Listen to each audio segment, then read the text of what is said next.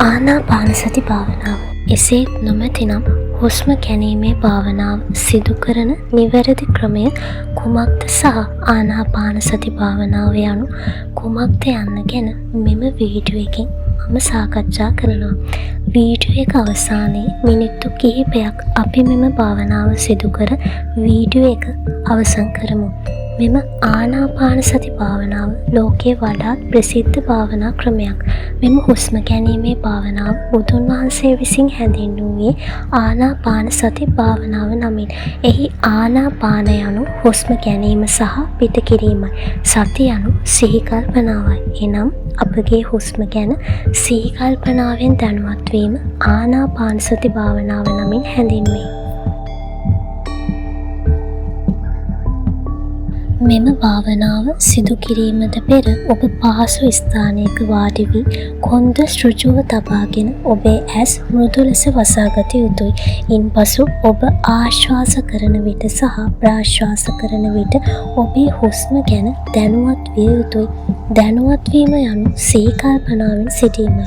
අප පළමුවෙන්ම අපට අපගේ හුස්ම සාමාන්‍යයෙන් දැනෙන ස්ථානය සොයාගත යුතුයි. ඔබ හුස්ම ගන්නා විට සහ හුස්ම පිට කරන විට නාසයේ කෙළවර ස්පර්ශ කිරීමෙන් ඒ තුළින් වාතය ඇතුල් වන බව සහ පිටවන බව අපට දැනේ. අපගේ නාසයේ කෙළවරේ එම සංවේදනය පිළිබඳව අප දැනුවත් විය යුතුයි.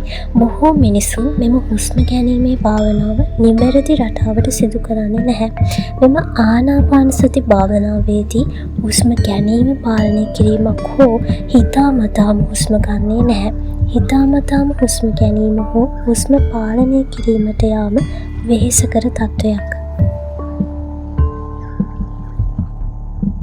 අපි එදිනදා ජීවිතයේ වැඩ සමග කාර්යබහුල වෙද්දී අපිට හුස්ම ගන්නවද කියලාවත් දන්නේ නැහැ. අපිට අපගේ හුස්ම ගැනීමේ ක්‍රියාවලිය සම්පූර්ණයෙන්ම අමතක වෙනවා.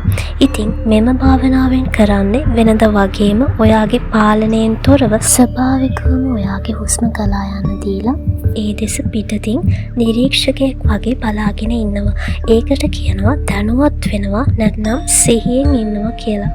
මම හුස්ම ගන්නවා මම හුස්ම පිට කරනවා කියලා ඔයා හුස්ම පාලනය කරන්න ගියාම ඔයාට ඒක හරි වෙහෙසයි. මොකද භාවනාවේ ප්‍රධාන අරමුණ සංසුන්කම සහ සාමකාමී බව නිසා.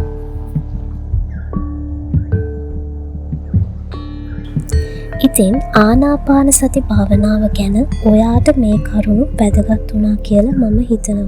ඉතිරි විනාඩි 2 ඔයාගේ හුස්ම ගැන අවධානය යොමු කරලා යම්කිසි සමාධියකින් ඔයාට ඉන්න පුළුවන්ද කියලා බලන්න.